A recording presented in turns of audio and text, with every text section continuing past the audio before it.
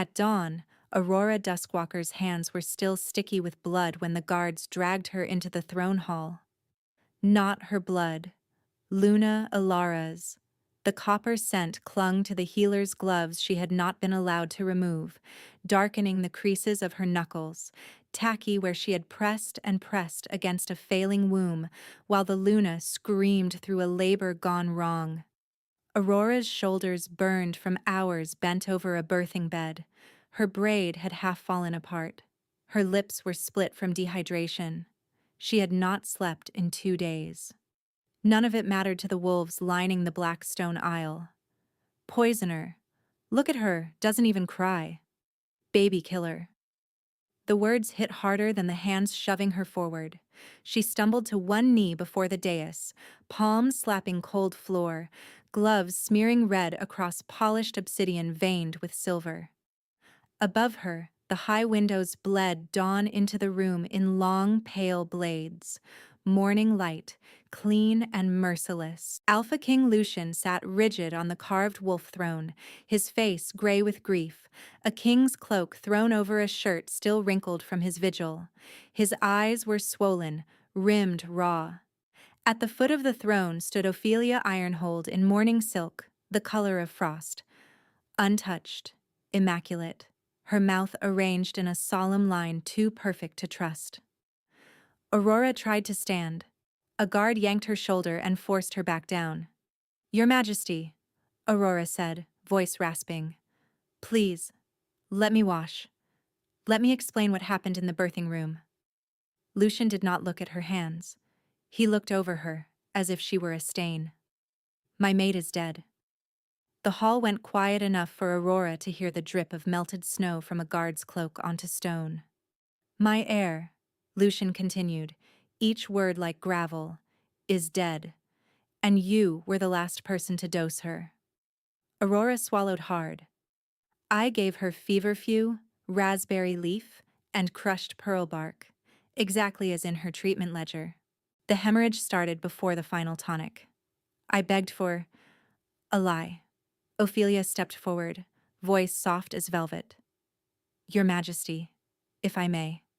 She held up a tiny glass vial between two gloved fingers. Powder clung to the inside like pale ash. Moonbane. Aurora's stomach dropped so hard she thought she might vomit on the throne steps. "No," she breathed. "That was not in my satchel." Ophelia tilted her head in practiced sorrow. "It was found in your satchel by 2 witnesses after the Luna took her final draft." She turned to the court, eyes glistening. "I wanted to believe it was a mistake, but moonbane in pregnancy is not a mistake." A murmur rolled through the nobles like wolves catching scent. Aurora twisted toward the king, panic scraping her throat raw. "I demand a blood truth right now, under oath stone. You know the law. I'm accused of kin murder. I have the right." Lucian's jaw clenched. For one terrible second she thought she saw hesitation. Then Ophelia laid a hand, light and possessive, against the arm of his throne. "Your Majesty, she's stalling. Every moment she breathes free is an insult to your Luna." Aurora barked a laugh of disbelief. "Free? I haven't left that room. Ask midwife Tessa. Ask anyone who was there when the bleeding turned. Ask—" Silence. Lucian's command cracked through the chamber. Her wolf flinched beneath her skin. The king stood. "Aurora Duskwalker, by the authority of the Ironhold Crown and the Old Alpha Compact, you are stripped of rank, den right, and protection. At first light's full break, you will be escorted beyond the eastern border and banished on pain of death should you return." The hall erupted, some satisfied, some shocked. Aurora heard only a roaring in her ears. "You can't," she whispered. "You can't pass sentence before oath truth. You know me. I served your mother through winter fever. I delivered your sister's twins. My maid is dead," he said again, but this time it sounded like a curse. "Take her out." 2 guards hauled her up. Aurora fought now, not with claws but with words, because words were all she had left. Lucien. She hadn't called him by name in years. If you do this, you hand the true killer time to cover their tracks. Ophelia's gaze met hers over the king's shoulder. Cool, bright, triumphant. The guards dragged Aurora backward down the aisle. Her heels left red crescents on stone where Luna's blood had dried on her boots. As the great doors opened, winter wind knifed into the hall and slapped the sweat on her neck cold. Behind her, someone shouted, "Burn her gloves!" Another voice answered, "Don't waste fire on filth." By the time dawn cleared the mountains, Aurora stood at the eastern border post with numb hands and a split lip where a guard had corrected her when she asked again for tribunal. Snow hissed sideways across the pines. The boundary markers, old standing stones carved with crescent sigils, rose from the drifts like buried teeth. Captain Marrow read the writ in a bored voice while two younger wolves rifled through what remained of her satchel. By decree of Alpha King Lucian Ironhold, exile without escort, aid to the condemned punishable by flogging, return punishable by execution. One of the young wolves pulled out her leather ledger and tossed it into the slush. Another held up her herb roll, sniffed, and sneered. "Smells like death." "That's willow bark," Aurora said through clenched teeth. He dropped it and ground it under his boot. Captain Marrow stepped close enough that she could smell stale ale on his breath. "If you're smart, healer, you'll freeze before sunset. Cleaner that way." He shoved her over the line. Magic snapped against her skin like a branch breaking. Pack bond severed. The familiar hum at the base of her skull, home, den, belonging, went silent all at once. Aurora staggered, hands flying to her throat. Her wolf howled inside her, a sound with nowhere to go. Behind her, the guards laughed. She spun, shaking. "I am innocent. You know me." Marrow met her eyes without blinking. "Not anymore." They turned their backs and marched toward the post, leaving her in knee-deep snow with no cloak, no food, one canteen half full, and a torn satchel full of ruined herbs. For several minutes she stood there because she could not make her legs move. Wind cut through her thin healer's coat. Her fingers burned, then went blunt and stupid. The sky had that white, depthless look that promised harder weather by noon. "Think," she ordered herself. "Think like a healer. Inventory. Left wrist bruised. Split lip. Mild hypothermia incoming. No den. No allies east. South would take her toward lowland rogues who traded exiles for coin. North meant cliff passes. Probably death. West was forbidden. Home was west. And home would kill her on sight. East. East meant the burned valley people still called cursed. Dark hollow ruins, where an entire pack had been slaughtered 2 winters ago, and carrion birds still nested in the rafters of roofless dens. No sane wolf settled there, no sane court patrol ranged there either. Aurora bent, snatched her half-crushed ledger from the snow, and stuffed it under her coat. If she lived, she would need every record, every dosage, every witness name she could remember before grief blurred it all. By midday, the storm arrived. Snow turned to sleet, sleet to hard needles of ice. Pines thrashed and moaned. Aurora walked until she could not feel her feet, then ran to force blood back into them, then walked again. Twice she retched bile. Once she slipped down an embankment and slammed her shoulder into a rock so hard sparks burst behind her eyes. Each time she rose, one thought dragged her upright. Tribunal right. Survive long enough to force an oathstone hearing. Late afternoon, she smelled them before she heard them. Rogues. Unbonded males. At least 3, maybe 5.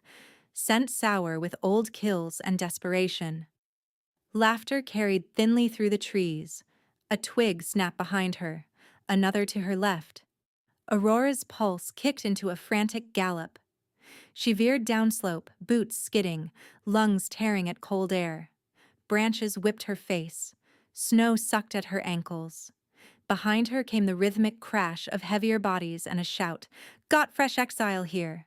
Don't wreck the face!" She ran harder. Her wolf surged, begging to shift, but a partial shift in this cold with depleted strength could kill her faster than blades. She stayed in skin, clutching the satchel strap across her chest like it might anchor her to life. She hurdled a fallen log, landed wrong, and pain lanced up her calf. Kept running. The trees thinned suddenly. The ground dropped away into a shallow basin filled with broken walls, blackened stone, and the skeletons of old watchtowers, dark hollow. Even under snow, burn scars streaked the masonry like old blood. Rogue footsteps gained behind her. Aurora made a choice that felt like leaping into a grave. She sprinted straight for the ruins and screamed, voice cracking, "Help!" Silence answered at first. Then, from somewhere among the shattered arches, a deep, commanding howl split the storm. Not rogue, not court. Pack. Shadows moved on the ridgeline, wolves, disciplined and fast, fanning out in a crescent. The rogues cursed and peeled away almost instantly, survival overruling hunger. Aurora heard one snarl. "Dark Hollow, run!" Then the sounds of pursuit shifted away from her, vanishing into wind and distance. Relief hit so hard her knees buckled. She stumbled 3 more steps and collapsed at the edge of a broken courtyard, cheek pressing into ice-crusted stone. Snowflakes melted against her fever-hot skin. Her vision tunneled, widened, tunneled again. Boots approached, heavy, unhurried. She forced one eye open. A man emerged through drifting snow as if he had been carved from the storm itself. Tall, broad-shouldered, dark hair tied back, jaw rough with stubble. A scar crossed his brow and disappeared into his hairline. His coat bore the remnants of a crest she didn't recognize at first, a crescent split by claw marks. Dark Hollow. His scent struck her even through cold, numb senses. Iron, cedar, smoke. Alpha. He crouched beside her, gaze raking over blood, bruises, shredded coat, healer's gloves still stiff with another woman's death. "You're on Dark Hollow ground," he said, voice low, controlled. "Name." She tried, coughed instead.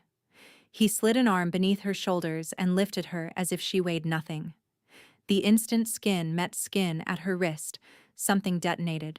Silver heat blasted through Aurora's chest, hot and tidal, blowing past exhaustion, fear, shame, past everything.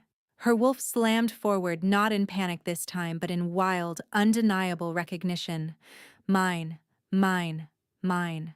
The world sharpened to painful clarity, each snowflake, each beat of his heart against her side, each ragged breath. The alpha froze. His scent changed mid-inhale, iron and cedar flooded by a dizzying sweetness that wrapped around her lungs and branded itself there.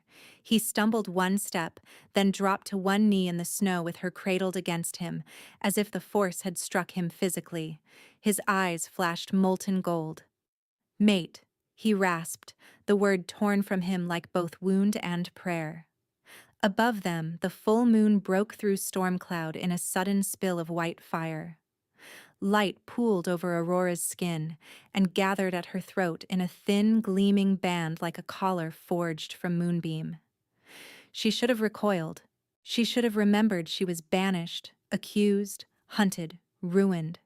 Instead, shaking in a stranger alpha's arms at the edge of a dead pack's ruins, every feral instinct she possessed screamed one impossible word: home, home. The word terrified her more than the rogues had. Aurora's fingers fisted in the front of the alpha's coat on pure instinct, clutching rough wool and leather straps while silver heat kept surging through her in violent waves. It was too much, too fast, like standing too close to lightning and realizing the strike had chosen her.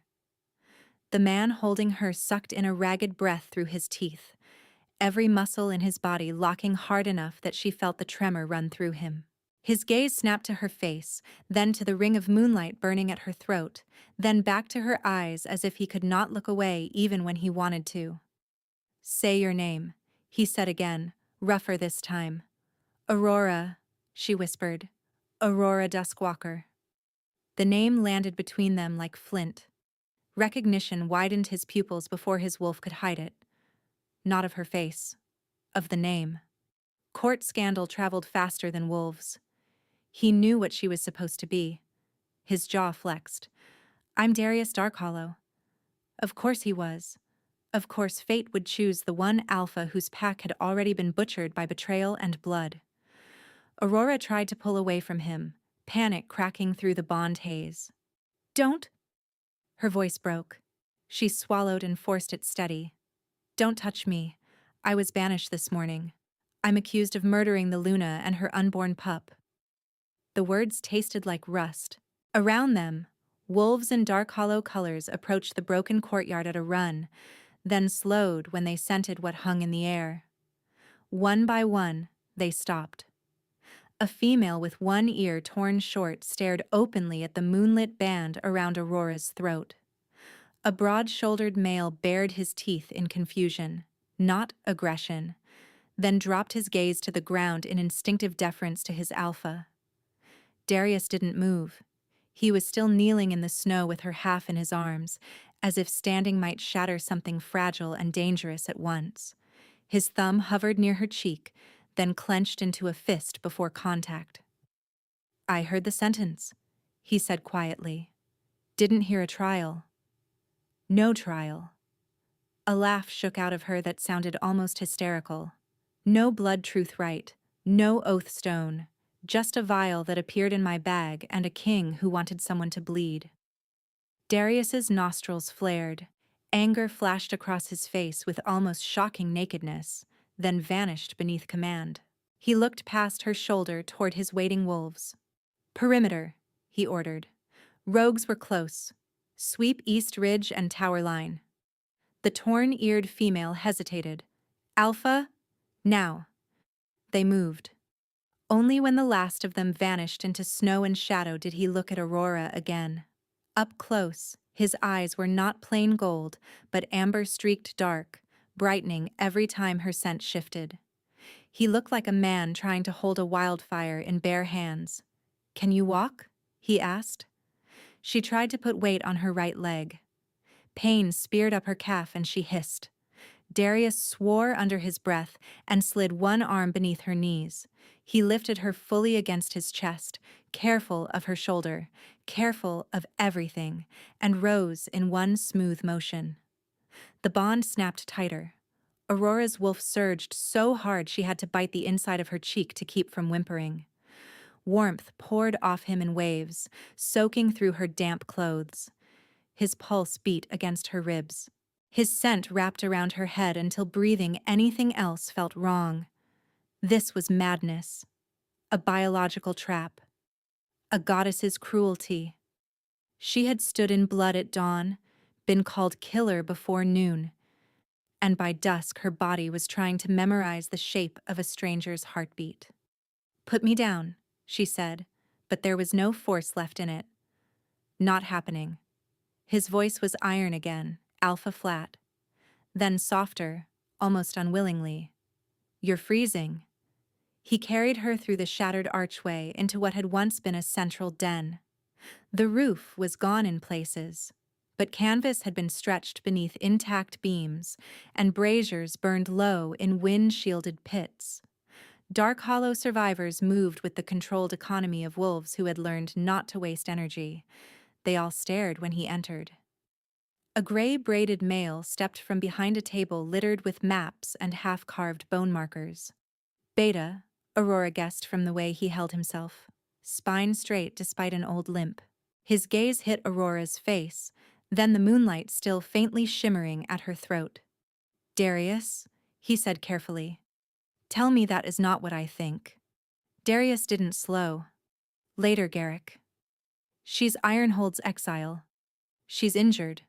She's my mate, Darius said, each syllable a blade laid down with deliberate calm. And under my protection. Silence dropped like a stone in water, rippling through everyone in earshot. Aurora closed her eyes for one heartbeat, dizzy with pain and shock, and the way his voice had changed on that word, mate, as if declaring war and vow in the same breath. He took her to a smaller tent set against an inner wall where heat held better. A narrow cot, 2 wool blankets, a stool, a chest with iron corners. Spartan. Secure. Darius lowered her onto the cot and stepped back immediately, hands open at his sides where she could see them. The restraint was so abrupt it startled her. "You're safe here," he said. "Safe," she repeated because the concept had become abstract. He nodded once, then called toward the entrance. "Lena, hot water, clean cloth, and food that won't make a healer throw it back up." From outside, the torn-eared female answered, "On it!" Aurora pushed herself upright on her elbows, breathing shallow. "You shouldn't have said that out there." Darius frowned. "Which part?" "Mate, protection. Any of it." Her laugh turned brittle again. "You don't know me. You know a charge and a rumor." "I know what my wolf did when I touched you." He paused, eyes dropping briefly to her blood-crusted gloves. "I also know panic scent from guilt scent. You're running on fear and grief, not deceit." "You can smell deceit?" "Enough to stay alive this long." A muscle jumped in his jaw. "Not enough to save everyone I should have." There was history in that sentence, deep and jagged. Before she could ask, Lena ducked into the tent with a steaming basin and a stack of folded cloths. She gave Aurora a measuring look. Not friendly, but not cruel. Then set everything within arm's reach. "Soup coming," Lena said. To Darius, "Garrick wants counsel." "He'll wait." Lena's brows rose at that, then she left. Darius crouched by the cot, keeping distance. "You can clean up first, then eat, then sleep." Aurora stared at him. "And if I run?" His expression didn't change. "The bond would drag me after you." Honest. No threat in it, just fact. He stood and moved to the tent flap. "I'll post watch outside, not inside." She blinked. "You trust me not to bolt?" "No," he said, and if anything, the bluntness steadied her. "I trust that you deserve the choice to close your eyes without an alpha over your shoulder."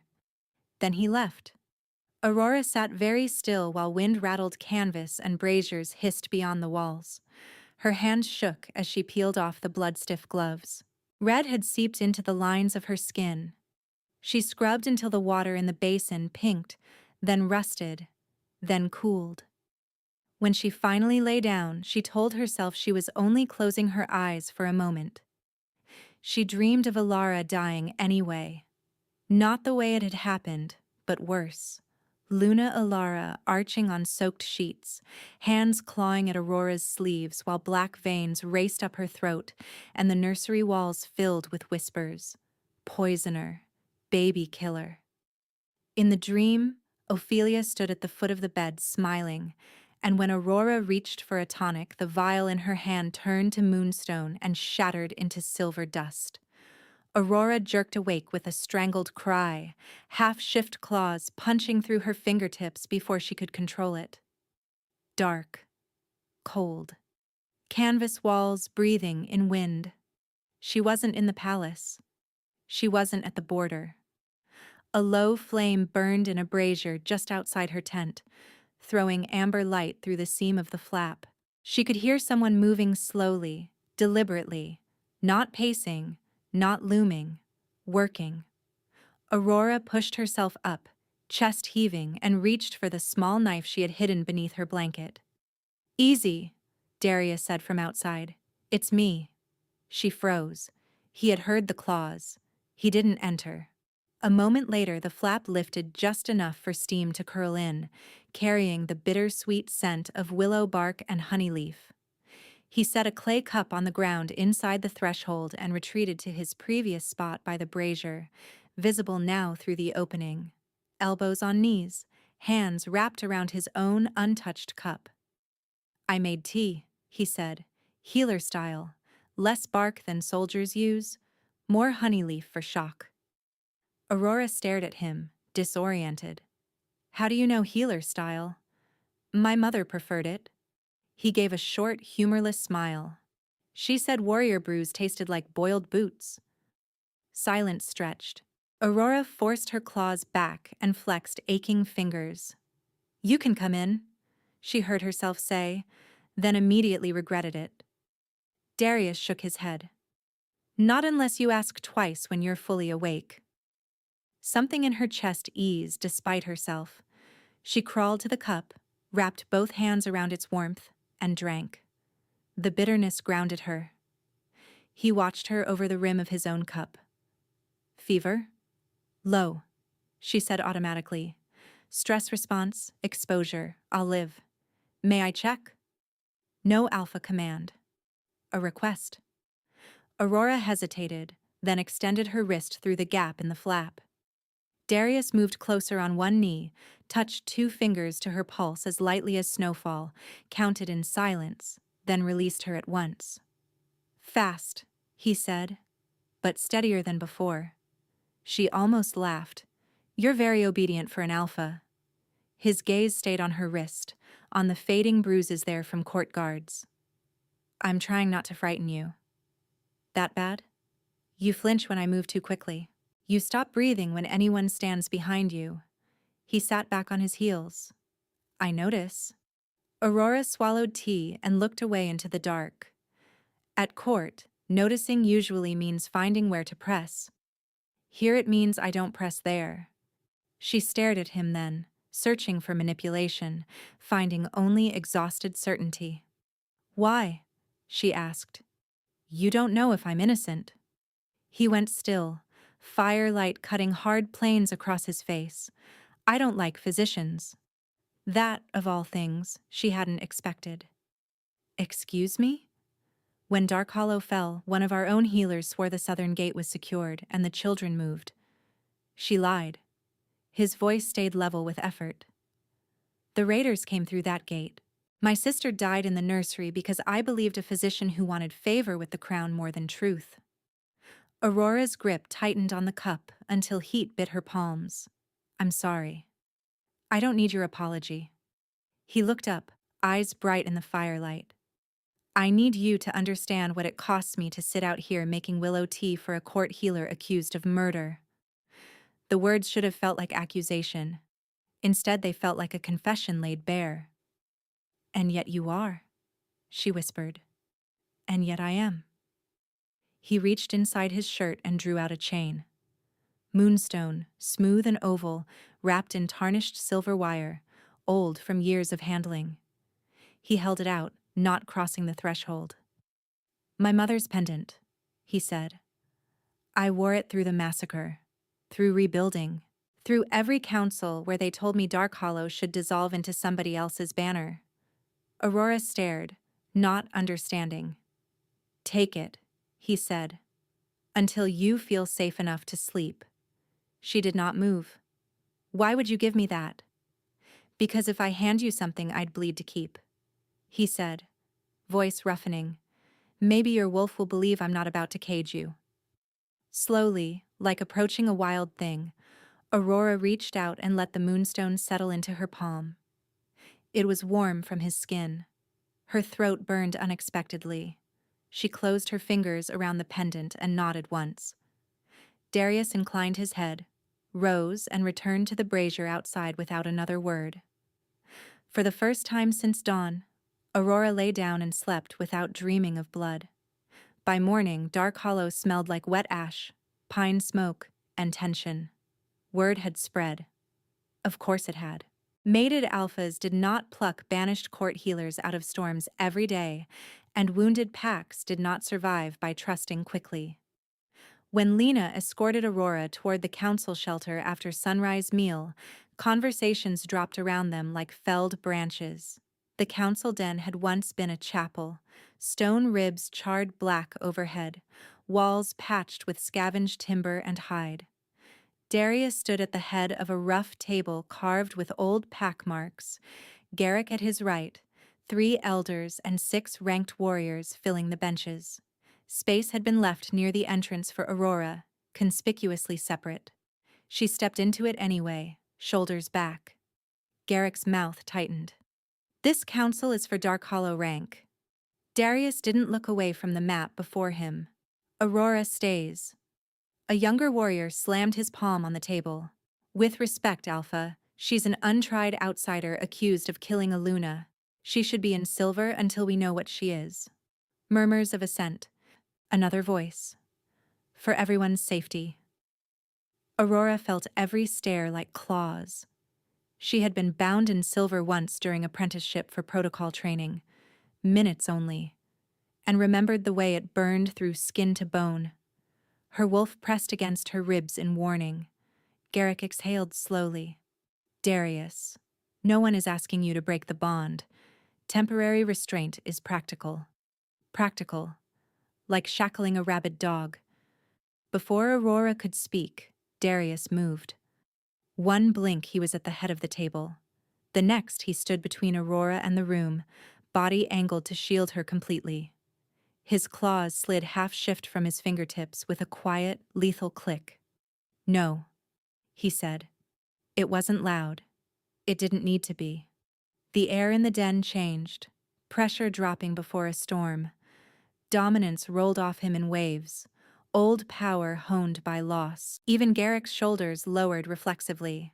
We are not Ironhold, Darius went on, gaze sweeping each face. We do not chain guests to soothe fear. The younger warrior who had spoken first bared his teeth. Guest? She's your weakness. Darius's head turned, slow and precise. Name. The warrior hesitated. Bran. Bran, son of Hesk. Darius took one step forward. Do you challenge my judgment as Alpha? Bran's throat worked. I challenge letting a baby killer sleep in our walls. The words hit Aurora like a thrown stone. For one wild second she thought Darius might lunge. He didn't. He became colder. On Alpha Law, Darius said, voice carrying to every corner of the den. I charge you with slander of a protected guest and contempt of command. Bran blanched. Alpha, You are stripped of scout rank until the next full moon. You will surrender patrol lead to Lena, take outer latrine duty, and speak no accusation in this camp without proof under oath. Refuse, and you leave Dark Hollow borders before midday. Silence. Bran looked around for support and found none. Even those who agreed with him weren't willing to bleed for him now. He dropped his gaze. I submit. Darius's claws retracted. Then hold your tongue and earn your rank back. Bran stepped away from the table, face flushed dark with humiliation. Aurora stood very still behind Darius's shoulder, pulse loud in her ears. No one had ever spent political capital on her before. At court, healers were tools, useful, tolerated, blamed when convenient. Here, in a half-ruined den among wolves who had every reason to hate uncertainty, an Alpha had just punished his own warrior for calling her what the kingdom called her. Garrick rubbed his brow. You're cracking unity for a woman you met last night. Darius turned, expression weary but unyielding. Unity built on scapegoats is rot, old man. We live that once. Garrick's eyes flicked to Aurora, then back to his Alpha. Something like reluctant respect settled there beneath irritation. Then we need facts fast. We'll get them, Darius said. He looked over his shoulder at Aurora. If she chooses to help. Not orders. Choice, again. Aurora swallowed past the tightness in her throat. I kept treatment logs, she said, voice steadier than she felt. Dosages, timing, symptoms. Most were ruined at the border, but I saved enough to start. If you can spare paper and someone with clean script, I can reconstruct the final 12 hours of Luna Ilara's care. The elders exchanged glances. Healer language had weight, even here. Lena nodded once from the bench's far end. I can write. Darius stepped aside then, finally giving Aurora clear space at the table rather than behind him. An invitation, not a shield. She moved to stand beside him anyway. Garrick noticed. One corner of his mouth twitched as if he was trying not to. Fine, the beta said. We work. But if court comes knocking, we're not ready for siege. Darius's gaze hardened. Then we get ready. Council broke into logistics, patrol rotations, food stores, wall repairs, but the atmosphere had shifted. Suspicion remained, dense as smoke, yet no one reached for Silver anymore. No one called her killer to her face. When it ended, wolves filed out in pairs, voices low. Aurora gathered the scraps of hide map and charcoal Lena handed her, moonstone pendant a warm weight at her throat beneath borrowed wool. Darius waited until the den emptied, then said quietly, "You held steady." She let out a breath she hadn't realized she was holding. "I was shaking so hard I thought my teeth would crack." Still held. Aurora looked up at him.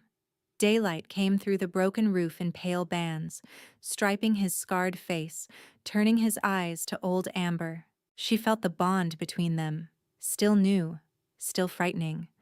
Less like a trap now, and more like a taut bridge neither of them had asked for, but both were choosing not to burn. "I don't understand you," she admitted. A tired smile touched his mouth. "Good. Means I'm not predictable enough to be dead yet." Despite everything, she huffed a small, startled laugh. It changed his scent instantly. Cedar warming, iron easing, and her wolf lifted its head. Not in panic this time, but wary curiosity. Aurora tightened her hand around the charcoal and met his gaze without flinching. For the first time since Dawn had destroyed her life, lowering her guard did not feel like surrender. It felt like strategy. Like hope's dangerous little sister, like the first stitch in a wound that might eventually close. Like the first stitch in a wound that might eventually close. A warning howl split the air outside the council den. Not rogue, not patrol return. Formal. 3 rising notes. 1 sharp drop. Visitors under banner. Darius and Garrick moved at once.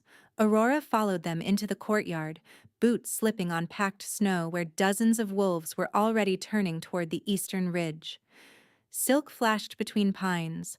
A column emerged in disciplined lines. 12 mounted soldiers in iron-hulled black. 6 on foot behind them bearing long poles tipped with silver crescents and white banners. Court colors, court steel. At their center rode a woman in winter velvet the color of fresh cream, hood furred in fox, posture perfect even in the saddle. Ophelia Ironhold smiled as if she were arriving for a spring festival. Aurora's blood went cold so fast it hurt. "Convenient," Ophelia called, voice carrying clear over the courtyard. "Everyone gathered already?" Dark Hollow wolves bristled. A few dropped to partial shift on instinct. Darius stepped forward to the midpoint of the yard, shoulders loose but dangerous. "You're armed on my ground," he said. "State your purpose." Ophelia dismounted with theatrical care, gloved hand resting briefly on her captain's arm as if she needed support. She didn't. She wanted the gesture seen. "By leave of Alpha King Lucian," she said, and one of her soldiers unrolled a wax-sealed writ. "I bring terms of royal sanction for the rebuilding territory of Dark Hollow." Garrick muttered a curse under his breath. Ophelia turned, as if only then noticing Aurora standing near Darius's flank. Her brows rose in polished surprise. "Oh, there you are." The courtyard tightened around that soft little sentence. "I wondered how far a condemned healer could limp in one day," Ophelia went on. "Though I admit I didn't expect she'd choose your hearth. Alpha Darius. Bold. Or desperate." Aurora took one step forward before she could stop herself. "You planted Moonbane in my satchel." Several court soldiers exchanged glances. Ophelia only tilted her head, pitying. And still so dramatic. She faced Darius, not Aurora. "As you can see, she remains unstable, which is why I also carry a second order. Warrant for immediate transfer of the prisoner Aurora Duskwalker into royal custody pending execution." Darius's expression didn't shift. No trial? The king's justice is trial enough. Aurora heard low growls roll through Dark Hollow's line. Ophelia lifted a hand. Another scroll was brought forward, this one tied in gold ribbon instead of black. She accepted it with a small smile and held it out like a gift. Fortunately, my visit is not solely unpleasant. Her eyes gleamed. Under Old Compact Article 7, disputed territories may be legitimized through political mating to the crown's chosen bloodline. My house has accepted that burden. She tapped the ribbon. Marriage contract. You and I, Alpha Darius, signed by the king's own hand. The world went very quiet. Aurora felt the words as a physical blow, not because she believed Darius would accept, but because she suddenly saw the whole board at once. Ophelia hadn't just come to reclaim a scapegoat. She'd come to collar Dark Hollow. If Darius refused the contract, the crown could call him defiant and revoke sanction. If he accepted, Ophelia got his territory, his power, and Aurora dead by sunrise. Ophelia took 2 graceful steps closer to him. "You've done admirable work with ruins and remnants," she said. "Imagine what you could do with royal grain, royal masons, royal legitimacy." Her smile thinned. "Imagine what happens if you shelter a regicide instead." "Kin murder," Aurora snapped. "Learn your own slander." Ophelia's gaze flicked to her, icy and bright. "Careful, healer. You're alive only because paperwork takes time." Darius didn't take the contract. "Leave the writ," he said. "You can camp outside the North Marker until I answer." Ophelia's mouth hardened by a fraction.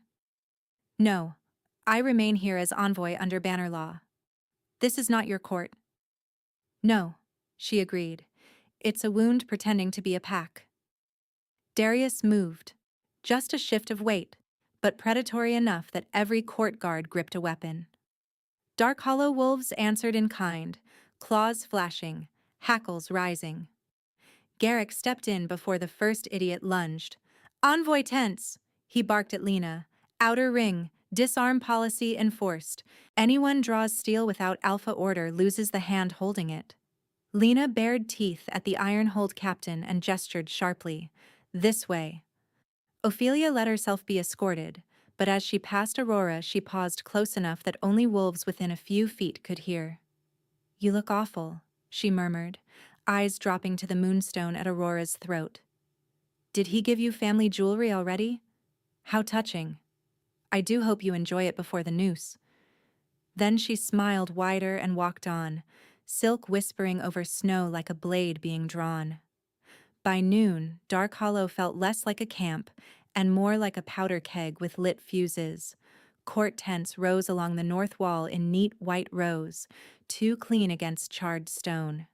Iron-hold soldiers kept formation even at cook fires, helmets on, silver cuffs visible at their wrists.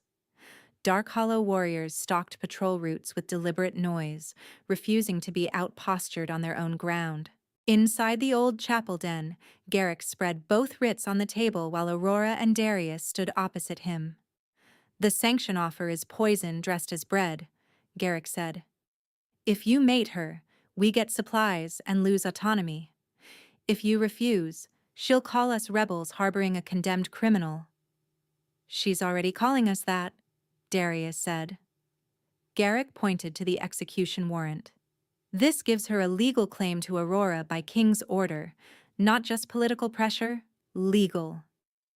Aurora stared at Lucien's seal stamped in red wax. She had stitched that man's arm after his first border skirmish, held basins while his mother coughed blood. He had once called her steady hands a blessing from the moon. Now his signature sat above the word execution. "I should leave tonight," she said quietly. "If I'm outside your border, she has no pretext to force." "No." Darius's response cracked like kindling. Garrick looked between them, tired eyes calculating. "Alpha." "No," Darius repeated, lower but no less final. "She doesn't get to arrive with pretty paper and decide who I surrender." Aurora met his gaze. If staying gets your wolves killed, what then? His jaw clenched. Then we decide that as a pack. Not because Ophelia snaps her fingers. Before Aurora could answer, voices rose outside, angry, overlapping. Lena shoved through the flap, breathing hard. "You need to hear this," she said.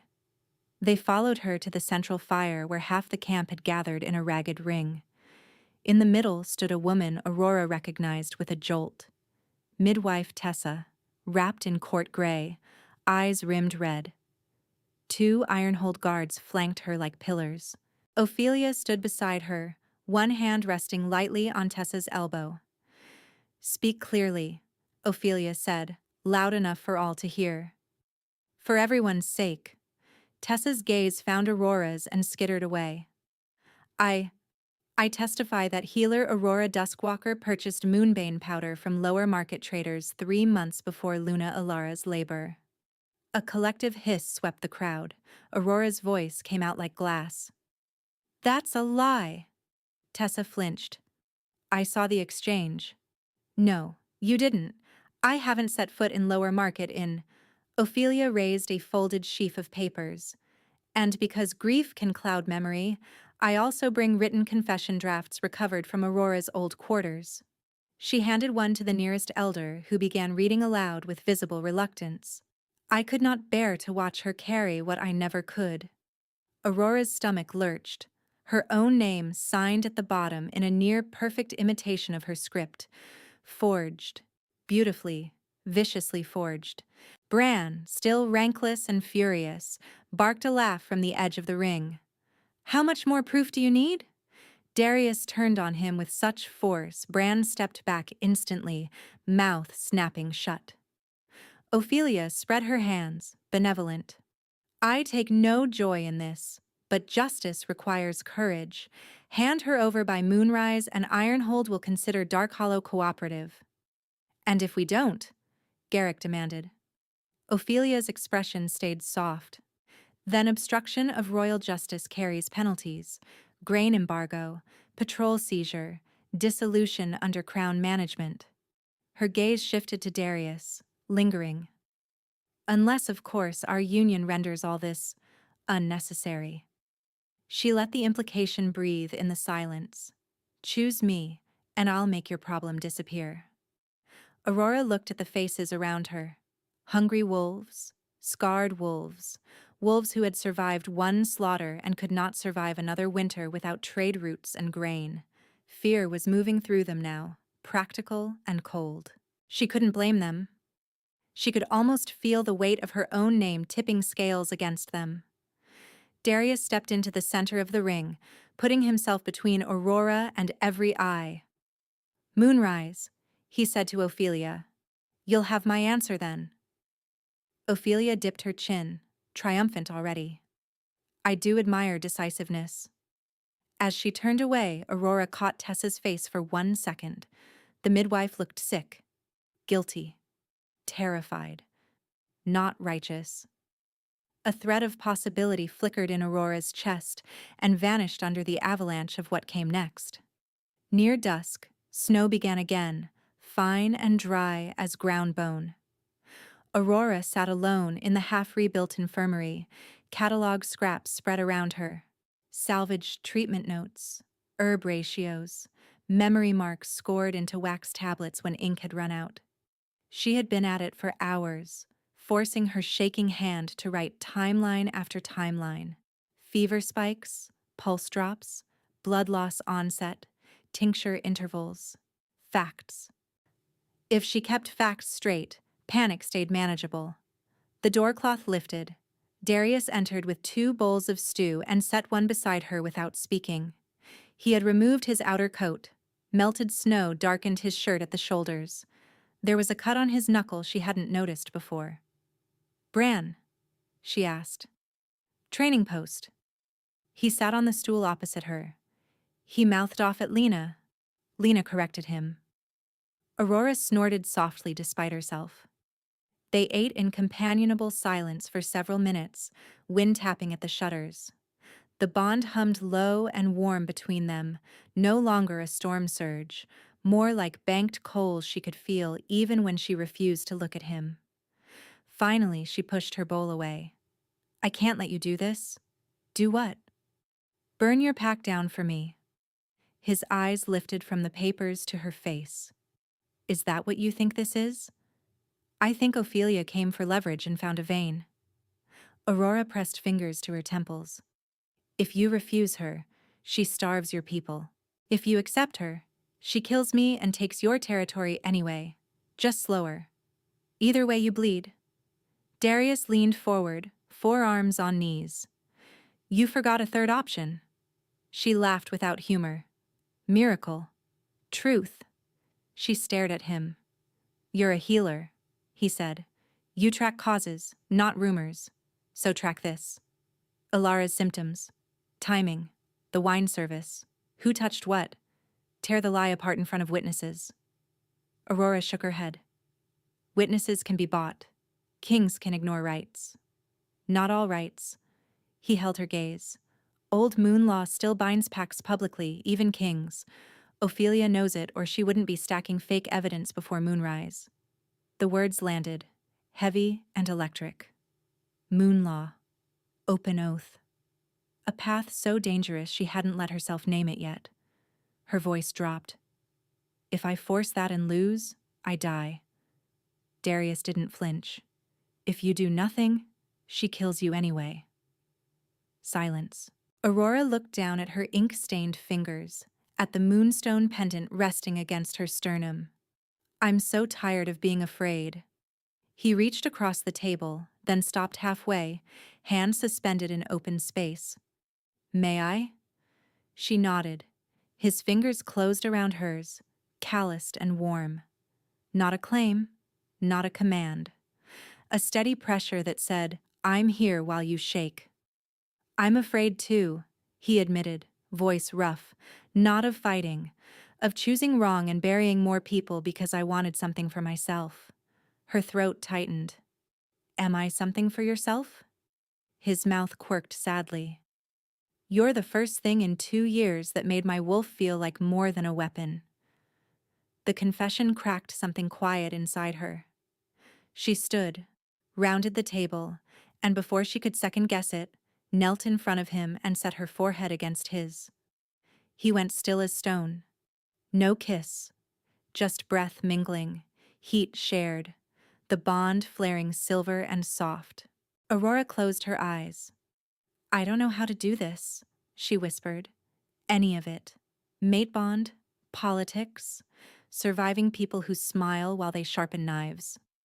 Good, he murmured, echoing her words from earlier. Neither do I. She huffed a small laugh that trembled at the edges.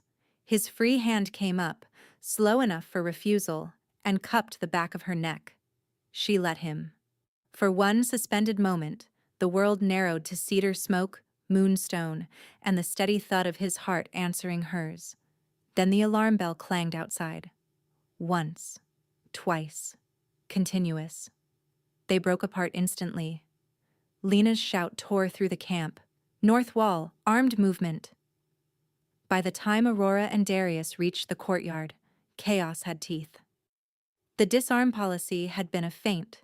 Silver crescent banner poles lay split into steel-cored spears, and supply crates in the envoy ring had burst open to reveal stacked shields and bundled bows. While Darkhollow's attention was on council, Ophelia's soldiers had armed in place and seized the wall stairs. Ironhold soldiers had formed a crescent inside Darkhollow's own perimeter, shields locked, spears leveled inward. How they had crossed so fast was obvious now. Gate sentries disarmed, 2 already on their knees with blood at their mouths. Court banners whipped in the rising wind like pale flames.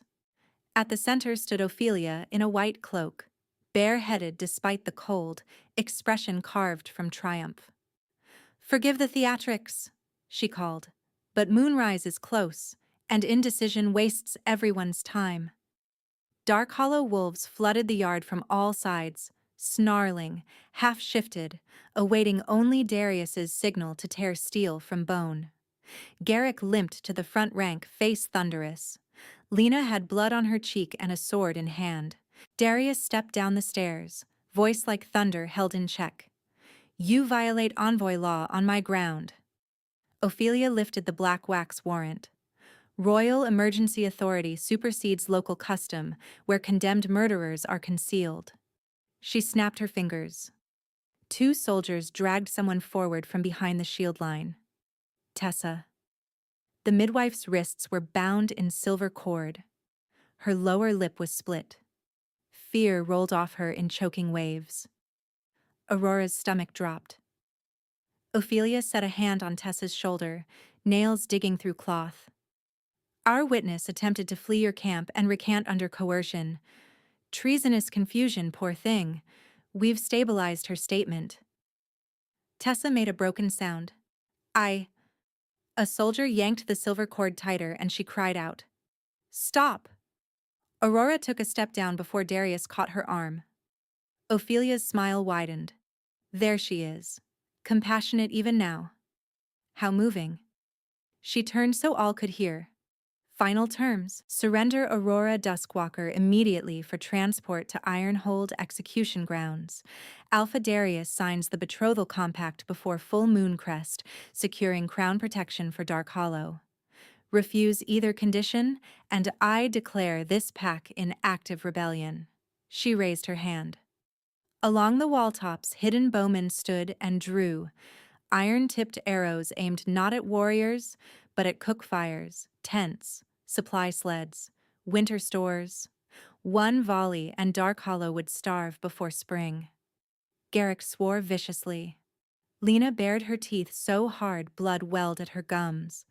Behind Aurora, someone whispered, Moon, save us. Ophelia looked directly at Aurora, voice dropping to intimate cruelty that still carried in the silence. Choose quickly, healer. If he loves his people, he'll hand you over. If he loves you, they freeze, because of you. Darius's grip on Aurora's arm tightened once, then eased as if he'd remembered she was not a thing to hold. The moon's rim rose above the broken tower, pale and merciless. Around them, 2 packs held their breath at spear point, 1 heartbeat from slaughter. Aurora stepped out of Darius's reach before fear could lock her knees. Wait, she said, and her own voice sounded far away in the wind. No one listened. Steel rang as 2 Dark Hollow wolves lunged at the nearest shield wall. Ironhold spears punched forward. One of the wall archers loosed too soon and set a supply tarp flaring with sparks. Lena swore and tackled a burning crate away from the grain sled. Tessa screamed as her captor yanked her silver cord and dragged her backward like a leash. Then Ophelia snapped, Take her! 3 soldiers broke rank and came straight for Aurora with silver manacles already open. Darius roared. It shook loose snow from the broken tower and froze half the yard for 1 brutal second, but the soldiers kept coming. One swung the manacle chain, it clipped Aurora's forearm, and white-hot pain lanced to the bone. She staggered, nearly went down, and saw the second soldier's spear butt rising for her ribs. She didn't duck. She threw her head back and screamed, I invoke Moon Tribunal! The words cracked across the courtyard like lightning. Everything stopped. Even the archers on the wall went still, drawn bows trembling. Aurora clutched her burning arm and forced air into her lungs. By healer's blood, by old pack law older than the Ironhold throne, I invoke Moon Tribunal under full moon. Accuser, accused, and presiding alpha to Oathstone. Truth under moonfire, death for perjury. She turned toward Ophelia, every bruise in her body throbbing. Refusal is admission and forfeiture of claim. Ophelia's expression flickered. Just a blink of naked fury before the mask returned. How convenient, she said silkily. A condemned woman invents ceremony. Garrick barked. She's not inventing anything. Tribunal law binds every pack signatory. One of Ophelia's captains hissed at her, low and urgent. My lady, soldiers heard the invocation. If we violate open moon law in front of witnesses, we lose legal cover. That landed. Aurora saw it in the set of Ophelia's jaw. Darius descended the last stair and stopped at Aurora's side, close enough that heat from his body bled into hers, not touching. "I accept presiding burden as Alpha of Dark Hollow," he said. "Moon is above horizon. Right is valid." Ophelia laughed once, brittle. "You'd gamble your starving pack on ritual theater?" Aurora met her eyes. "No, on truth." For the first time all day, murmurs moved through both lines in the same direction.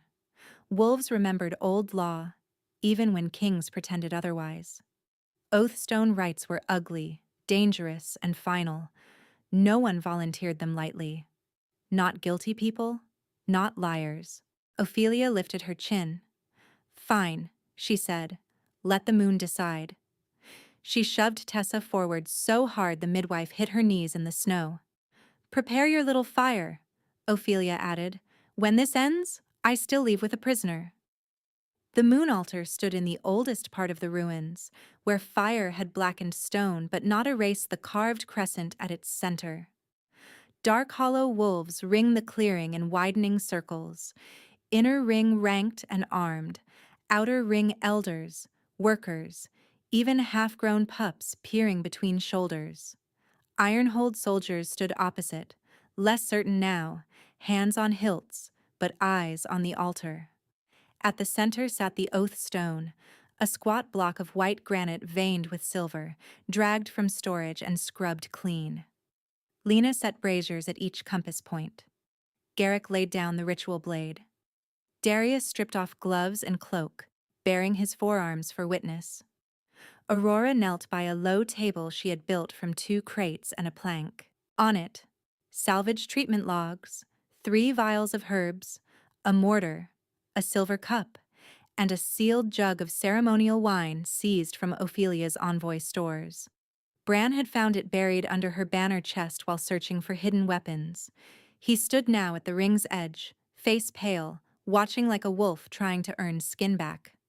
Aurora ground pearl bark with steady hands she did not feel. "Lena, read timestamp entries."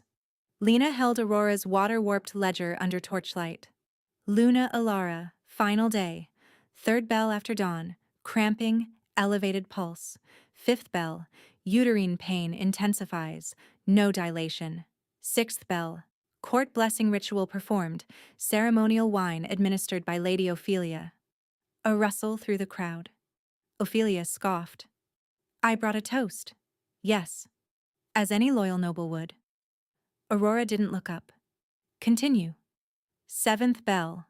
Bleeding begins before final healer tonic. 8th. Severe hemorrhage, blackened clotting at margins. Aurora rose with the mortar and faced the ring. "Moonbane," she said, voice carrying, "causes tremor, convulsions, respiratory collapse. It does not cause black-margined uterine hemorrhage. Wolfsbane resin does." Ophelia snapped. "Lies dressed as jargon." "Then watch." Aurora poured a measure of her reconstructed tonic into the silver cup. Feverfew, raspberry leaf, pearl bark. Exact proportions from memory and log. She uncorked 1 vial and let a pinch of harmless moon salt fall in. The liquid stayed pale gold. "This is what I gave Alara." She met Darius's gaze briefly, then drank the cup in 1 swallow. Gasps broke from the outer ring. Aurora set the empty cup down with a hard click. "If Moonbane were in it, I'd be convulsing by now." She lifted the ceremonial wine jug. "Now this." She broke the wax and poured dark red into a clear glass beaker scavenged from infirmary stores. Its scent hit the air. Rich, spiced, with a bitter undertone she now recognized and had hated herself for missing. Aurora added crushed pearl bark. At first nothing happened. Then black threads unfurled through the wine like ink dropped in water, coiling and blooming until the whole beaker marbled dark as bruised flesh. A collective growl rolled through Dark Hollow. Garrick stepped forward, nostrils flaring over the beaker. "Wolfsbane resin reaction," he said grimly. "I've seen it once. Border assassins used it in a treaty cup." Aurora's pulse pounded in her throat. Luna Alara died from poison in ceremonial wine, not healer's tonic. She turned to Tessa, who stood shaking between two guards. Tell them what you smelled on Alara's breath before the bleeding. Tessa's eyes darted to Ophelia, then to the soldiers gripping her arms. She said nothing. Ophelia spread her hands. Your witness is hysterical. Shall we proceed to oaths and end this circus? Aurora stepped to the oath stone and cut her palm with the ritual blade. Blood welled bright and hot. She pressed it to the granite and spoke into the moonlight. I, Aurora Duskwalker, swear by moonfire, I did not poison Luna Alara. I gave only recorded medicine. Lady Ophelia Ironhold arranged the poison and framed me. If I lie, let moonfire take me. The stone flared silver-white under her hand, clean and cold. No burn. A hiss of astonishment swept both packs. Darius cut his own palm and pressed it beside hers. I, Darius Darkhollow, swear I will uphold verdict without favor, even against blood or bond. If I lie, let moonfire take me. Silver flared again, steady. All eyes turned to Ophelia. She walked to the stone with measured grace, though Aurora saw sweat at her hairline. Ophelia sliced her palm too shallow. Garrett caught her wrist, expression flint hard. Full blood, he said, or confession. Ophelia yanked free, cut deeper, and slapped her hand onto the stone. I, Ophelia Ironhold, swear Aurora poisoned the Luna, and I speak only truth. Moonfire erupted black, not shadowed. Black, oily flame that swallowed silver and climbed her wrist in a scream of heat. Ophelia shrieked and tore her hand away, skin already blistering and charred at the center. The smell of burned flesh hit the clearing. No, she gasped.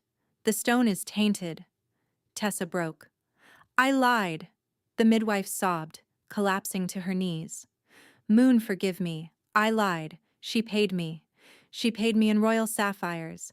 Said if I didn't testify, she'd tell the king I stole from the birthing chamber. The wine. She told me to look away when she blessed it. I saw a resin vial in her sleeve. I saw it! Ophelia spun on her. Shut up! Tessa recoiled, weeping. She forged the letters too. I watched her scribe copy Aurora's hand. Darius didn't shout. He spoke like an execution bell. Read the letters. Lena took the forged pages, voice ringing sharp in the stunned silence as she read each line of fake confession. When she finished, Darius nodded to Bran.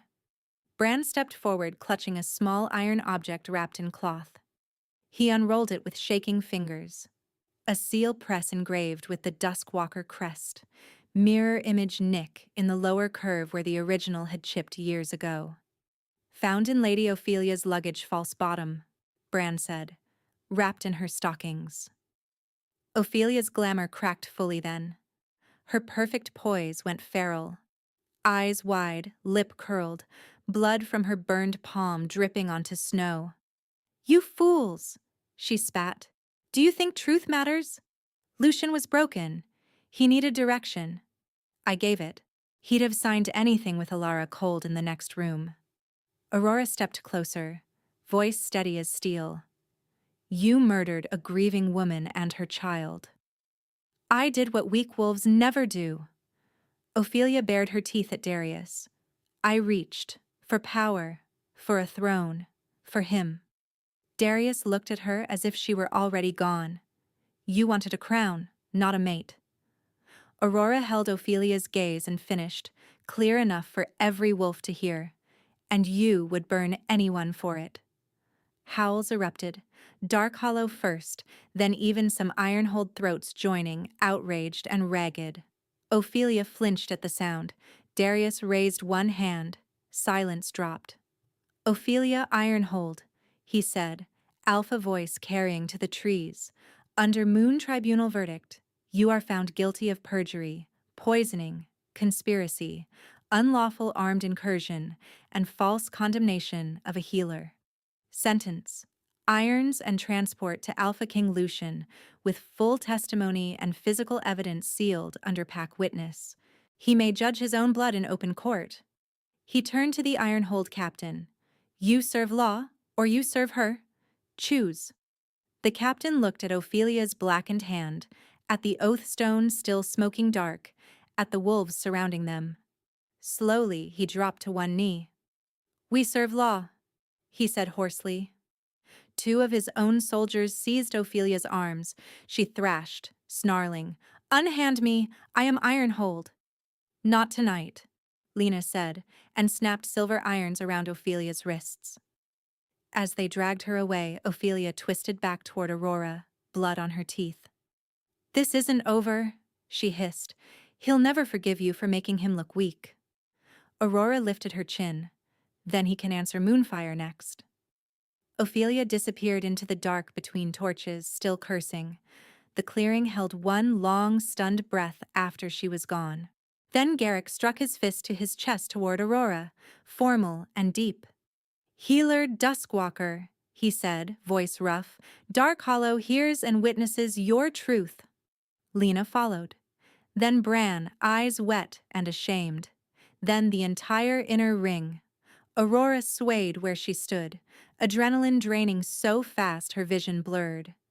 Darius was there before she fell, catching her by the waist with a quiet curse. It's done, he murmured against her hair. For the first time in 2 days, she believed him. Night settled clean and bright after the storm, stars hard as chips of ice above the rebuilt altar. The camp had gone quieter, guards doubled, envoy weapons confiscated, Ironhold prisoners under watch for dawn march. Somewhere below, Garrick argued logistics with 3 different people at once. Lena's laugh cut through once, fierce and tired. Up here, it was only moonlight, old stone, and the 2 of them. Aurora stood at the altar's edge in a fresh tunic Lena had shoved into her hands, damp hair loose down her back. The moonstone pendant rested warm against her chest. Her shoulder ached where the silver manacle had struck. Her palm still stung from oath blood. Darius approached slowly. No armor, no cloak, just dark shirt open at the throat. He stopped an arm's length away. Before anything, he said, voice low, I need to ask you as male, not alpha. Aurora's wolf lifted alert. He swallowed once. Do you choose this bond with me? No politics, no debt, no pressure because I stood beside you tonight. If you say no, I still stand beside you tomorrow. The words hit harder than any howl. Aurora felt every place she had been commanded, judged, discarded, and felt this too. Space to choose. She stepped into him until their boots touched. Yes, she whispered. Then stronger. I choose you, Darius Dark Hollow. His eyes flashed molten in the moonlight. He exhaled like a man who had been holding breath for years. He sank to one knee first. Aurora stared, startled. Darius bowed his head and bared the side of his throat to her, pulse jumping under bronzed skin. Submission, trust, a warrior's most vulnerable line offered without hesitation. If we mark, he said against the stone silence, we do it equal. Aurora's hands trembled as she touched his jaw, tilting his face up. Stand, she whispered. I want to see you. He rose. They stood chest to chest, breath mingling. May I mark you? He asked. Yes. The word had barely left her mouth when the bond surged, hot silver flooding her nerves. Darius cupped the back of her neck, giving her time to pull away. She didn't. She turned her head, exposing the curve where neck met shoulder, heart hammering so hard she could feel it in her teeth. His lips brushed her skin first. Once. Reverent. Then his fangs slid out and pierced. Pain flared white and sharp, a clean tearing burn that arced straight through her spine. Aurora gasped, fingers locking in his hair. The hurt lasted 1 heartbeat, 2, then transformed, heat pouring through the wound like molten moonlight. Pleasure chased it, fierce and tidal, not erasing pain but remaking it into something wild and claiming and right. Darius groaned against her skin, hands gripping her waist as the bond snapped tighter, silver threads lacing through muscle and marrow. She felt flashes that were not hers. A boy in a burning den carrying a little girl who had stopped breathing, a young alpha kneeling alone in ash. The exact moment he touched her in snow, and the world changed. Mine, his wolf thundered across the bond, raw and reverent. Aurora trembled, half sob, half laugh. Yours, she breathed. He lifted his head, blood bright at his mouth, eyes wrecked and shining. Mate. Need and tenderness punched through her at once. She fisted his shirt and tugged. My turn. Darius didn't hesitate. He tipped his head, exposing his throat where pulse leapt. Aurora pressed a kiss there, tasting salt and cedar, then bit down. His whole body jolted under her hands. A growl ripped from him, deep enough to vibrate against her ribs. Blood, heat, and the electric crack of magic flooded her tongue. Pain for him, yes, but she felt it transform the same way, into scorching pleasure that made his fingers dig into her hips, made him whisper her name like prayer and surrender both. Mine, she whispered into his skin this time, wolf and woman aligned. Yours, he answered hoarsely. Always. Silver light burst from both marks at once, bright enough to throw shadows across the altar stones. It raced down their arms where they held each other, through chests and spines, and settled. No longer frantic, no longer jagged, but deep and steady as a second heartbeat shared between them. The mate bond clicked fully into place. Aurora felt him everywhere then, his exhaustion, his stubborn hope, the iron control wrapped around terrifying gentleness. He felt her too. Old wounds, healer's focus, fury banked under compassion, the lonely terror of exile finally loosening.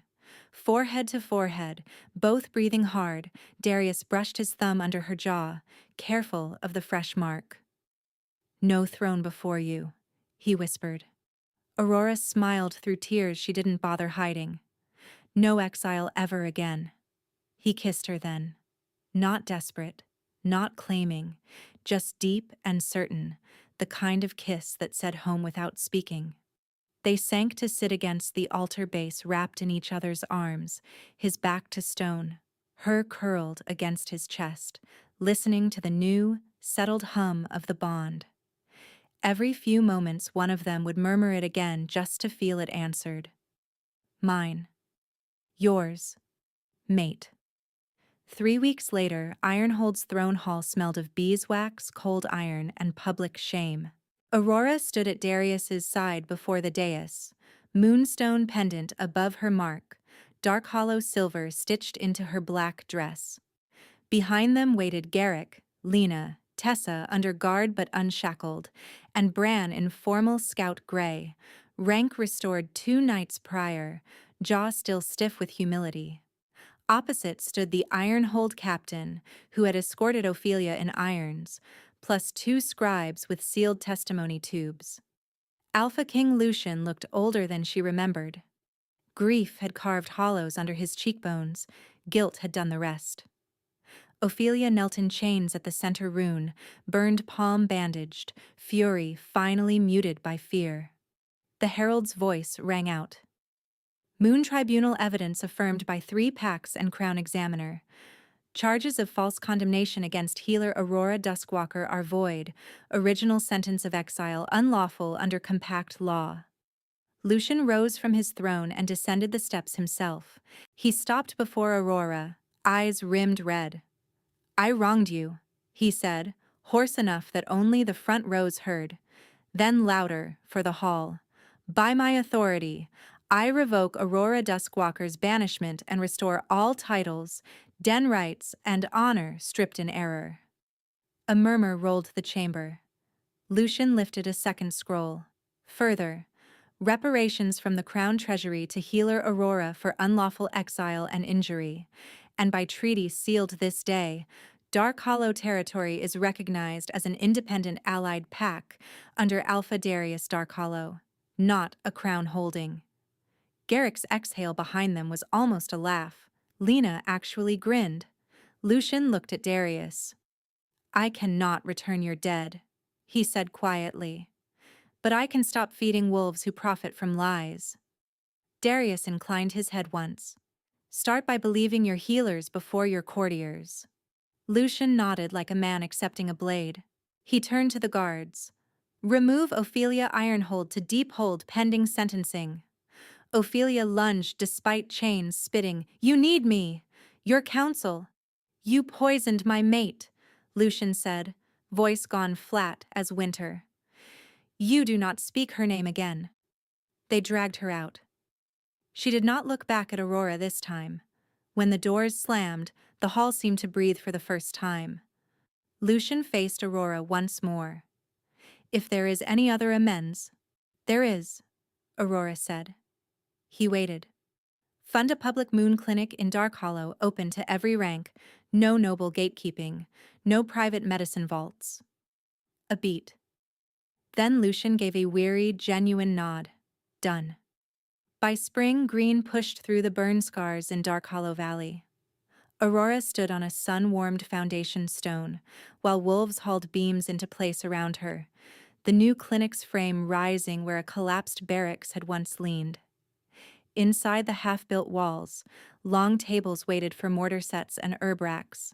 A carved sign lay nearby, "Moon Clinic, all ranks, all packs." Tessa sorted bandage rolls under Lena's supervision, both arguing amiably about inventory counts.